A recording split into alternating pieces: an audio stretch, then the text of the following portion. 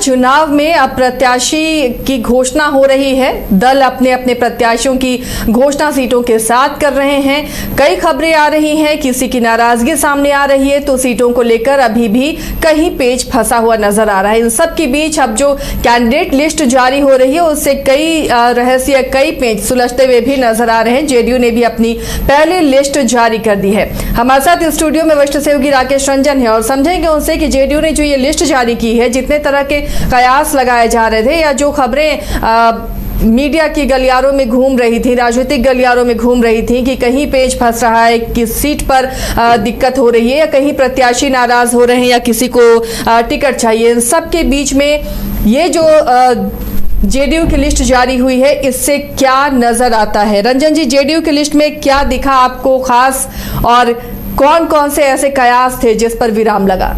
देखिए, अगर बात कीजिए कि सीट में खास क्या है तो जो पहली चीज दिखती है कि 4 विधायकों का टिकट जो है वो जेडीयू ने काट दिया है। पहली चीज ये दिखती है। दूसरी चीज ये दिखती है कि ये जो 57 प्रत्याशियों की लिस्ट है उसमें एक भी मुस्लिम प्रत्याशी नहीं है। मतलब जो है मुस्लिम, हालांकि पिछली बार इन 57 सीटों में 3 पर जो है वो मुस्लिम प्रत्याशी थे, लेकिन इस बार जो है मुस्लिम प्रत्याशी यहाँ पर नहीं है। समीकरण को फेवर करते उन सीटों पर भी मुस्लिम प्रत्याशी नहीं है। जी हाँ, मुस्लिम प्रत्याशी यहाँ पर नहीं है क्योंकि इसकी वजह है पिछली बार जब बीजेपी 2020 में, माफ कीजिएगा, जेडीयू ने 2020 में जो है 10 कैंडिडेट मुस्लिम दिए थे और उनके सारे प्रत्याशी हार गए थे चुनाव। तो इस बार जो है ये जो 57 सीटें हैं उस पर जो है कहीं कोई मुस्लिम प्रत्याशी नहीं है। तो एक चीज ये दिखती है, फिर हम सब पर बताएंगे भी कि कौन क्या हो रहा है। इसके अलावा जो एक और चर्चा थी कि कुछ सीटें जो कि कही जा रही थी कि एलजेपीआर के खाते में है, सोनवर्षा, गायघाट, राजापाकर, एकमा, अलौली, मोरवा, मटिहानी, राजगीर, ये सारी सीटों की जो चर्चा होती थी कि एलजेपीआर को जा सकती है। हालांकि आधिकारिक रूप से कभी कुछ नहीं आया था। सोशल मीडिया पर तरह तरह के लिस्ट फ्लोट होते रहे जिन पर मुझे कभी भरोसा नहीं रहा है। तो इन सारी सीटों पर जो है जेडीयू ने अपना प्रत्याशी घोषित कर दिया है। ये भी एक चीज जो है इस सीट पर दिखती है। इसके अलावा जब हम आते हैं चौथी जो खास बात है उस पर हम जब चर्चा करें तो बीजेपी से एक सीट ले ली गई है।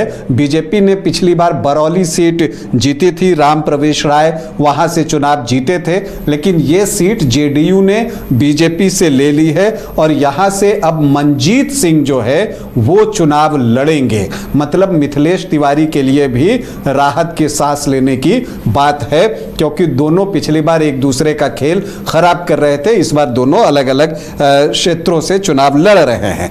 तो एक और चीज दिखती है। इसके अलावा जो एक और खास बात दिखती है वो ये दिखती है कि पिछली बार परसा से आरजेडी के टिकट पर चुनाव जीते जो छोटे लाल राय हैं वो जेडीयू में शामिल हुए और उनको परसा से टिकट दे दिया गया है।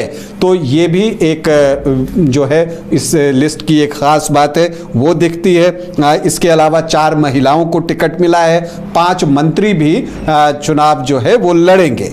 तो ये चीजें जो है खास आपको जेडीयू के लिस्ट में दिखेगी जो 57 प्रत्याशियों की लिस्ट है। अब अगर हम इसकी चर्चा करें तो जिन 4 एमएलएज का टिकट कटा है, जेडीयू ने काटा है, उसमें अमन हाजरी हैं जो कि कुशेश्वर स्थान से चुनाव जीते थे पिछली बार। उनकी जगह अतिरेक कुमार को टिकट दिया गया है। डॉक्टर अशोक के बेटे हैं अतिरेक कुमार, पिछली बार बाई इलेक्शन में कांग्रेस के टिकट पर चुनाव लड़े थे। पिता कांग्रेस के बड़े लीडर थे अपने समय में।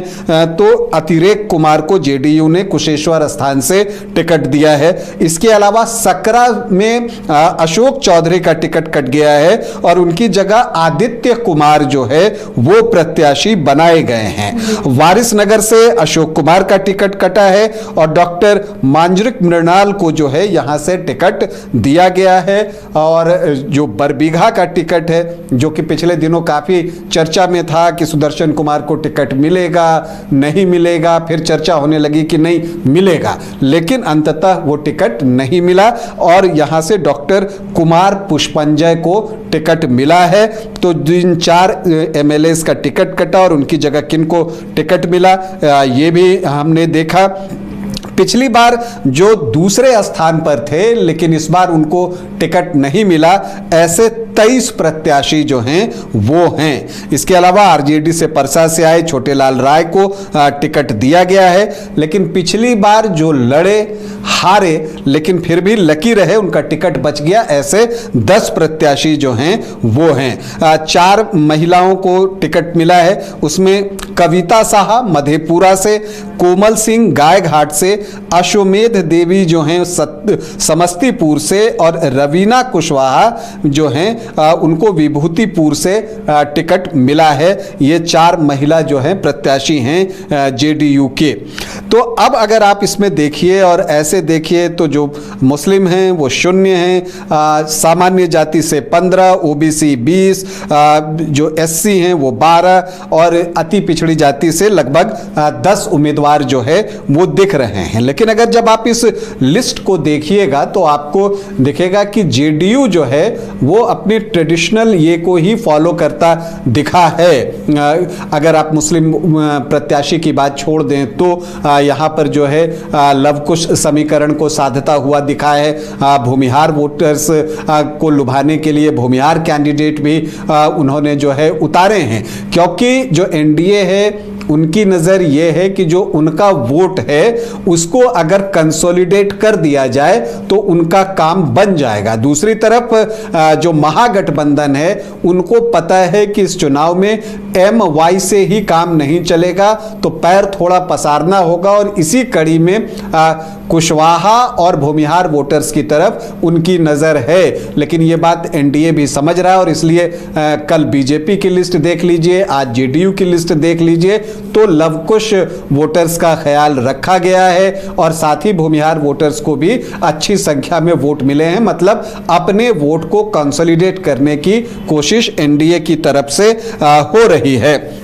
इसके अलावा जो बरौली सीट की हमने बात की वो बीजेपी से ले ली गई है। जब कल बीजेपी की सीट आई थी तो उसमें जेडीयू की जो है वो सीट थी, जहां से अब सम्राट चौधरी जो है तारापुर से चुनाव लड़ेंगे। पिछली बार उपचुनाव में वहां से जेडीयू ने जीत हासिल की थी, तो ये एक एक्सचेंज आप कह सकते हैं जीती हुई सीटों का। तो ये चीजें भी जो है आपको दिखती हैं। जहां तक मुस्लिम प्रत्याशी की बात है, जैसा मैंने आपको थोड़ी देर पहले बताया कि 2020 में इन 57 सीटों पर जेडीयू ने 3 मुस्लिम प्रत्याशी उतारे थे। उसमें डुमरांव से अंजुम आरा जो है वो चुनावी मैदान में थी, लेकिन इस बार वहां से राहुल सिंह को टिकट दिया गया है। कांटी से मोहम्मद जमाल जो है वो जेडीयू के प्रत्याशी थे, लेकिन इस बार उनकी जगह जो है अजित कुमार को टिकट दिया गया है। और दरभंगा ग्रामीण से फराज फातमी जो है वो जेडीयू के प्रत्याशी थे, लेकिन फराज फातमी चूंकि वापस जो है वो आरजेडी में चले गए हैं और संभवतः केयूटी से आरजेडी के टिकट पर वो चुनाव भी लड़े, तो उनकी जगह दरभंगा ग्रामीण में ईश्वर मंडल को टिकट दिया गया है। तो ये चीजें जो है वो आपको जेडीयू की लिस्ट में दिखाई देती है, जो एक एक्सपेरिमेंट जेडीयू की तरफ से किया गया है। कहा जाता है कि रोम पोप का और मधेपुरा गोप का, तो आमतौर पर दोनों तरफ से प्रत्याशी जो हैं वो यादव कैंडिडेट ही रहते हैं, लेकिन इस बार जो है मधेपुरा में बड़ा एक्सपेरिमेंट करते हुए कविता साहा को टिकट दिया गया है और निखिल मंडल का टिकट कट गया है। तो ये इस लिस्ट की एक खास बात जो है वो भी आपको यहाँ पर दिखेगी। इसके अलावा जैसा मैंने बताया बरौली से मनजीत सिंह लड़ेंगे चुनाव, राम प्रवेश राय बीजेपी एमएलए का टिकट यहाँ से जो है वो टिकट कट गया है। इसके अलावा आप देखें तो इस ये में लिस्ट में जब आप देखते हैं तो जो एक सीट एकमा की सीट थी जहां पर धूमल सिंह जो है वो चुनावी मैदान में उतर रहे हैं, तो यहां पर आपको धूमल सिंह और अनंत सिंह दोनों का नाम दिख रहा है। फुलवारी सीट की बड़ी चर्चा थी कि वहां से कौन प्रत्याशी होंगे, श्याम रजक लड़ेंगे या अरुण मांझी लड़ेंगे, क्योंकि दोनों जो है वो प्रत्याशी के तौर पर प्रचार कर रहे थे। लेकिन फुलवारी जो आरक्षित सीट है वहां से श्याम रजक को ही टिकट दिया गया है। लेकिन दिलचस्प यह है कि अरुण मांझी जो है फुलवारी से तो बेटिकट हुए, लेकिन उनको मसौढ़ी में टिकट थमा दिया गया है। तो मसौढ़ी से अरुण मांझी जो है वो चुनाव लड़ेंगे। यहाँ पर नूतन पासवान का टिकट जो है वो कट गया है। जगदीशपुर से श्री भगवान सिंह कुशवाहा वो चुनावी मैदान में होंगे और 2020 में वो एलजेपी के टिकट पर लड़े थे, अभी एमएलसी हैं, 4 बार के एमएलए हैं, तो उनको भी जो है टिकट दिया गया है।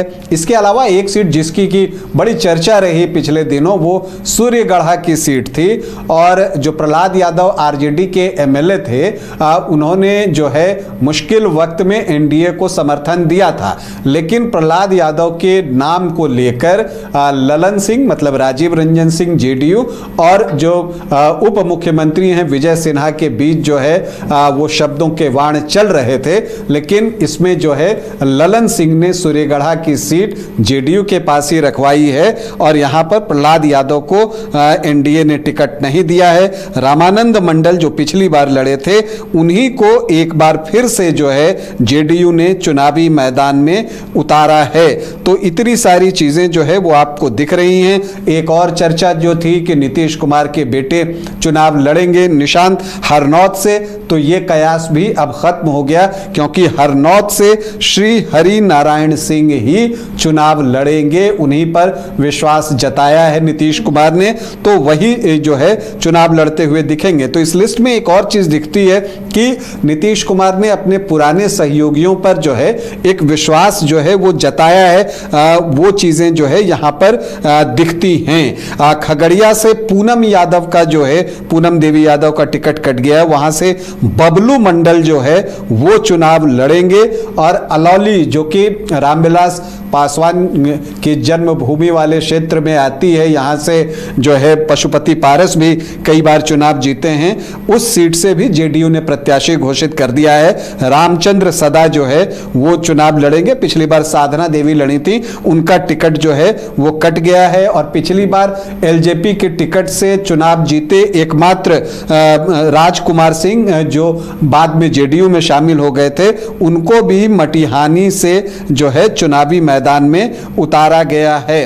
विभूतिपुर एक और सीट है जहां रवीना कुशवाहा उतरी हैं। यहां पर राम बालक सिंह पिछली बार लड़े थे, उनका टिकट कटा है, लेकिन राम बालक सिंह की पत्नी ही हैं रवीना कुशवाहा, तो उनको टिकट जो है वो मिला है। तो ये सारी चीजें आपको जेडीयू के लिस्ट में दिखेंगी। तो ये जेडीयू की लिस्ट और जितने भी कयास लगाए जा रहे थे, नाराजगी की जो बातें आ रही थी, वो सब अब तस्वीरें साफ होती हुई नजर आ रही हैं। अब गठबंधन की तमाम पार्टियां एक एक कर अपने सीटों की घोषणा कर रही हैं।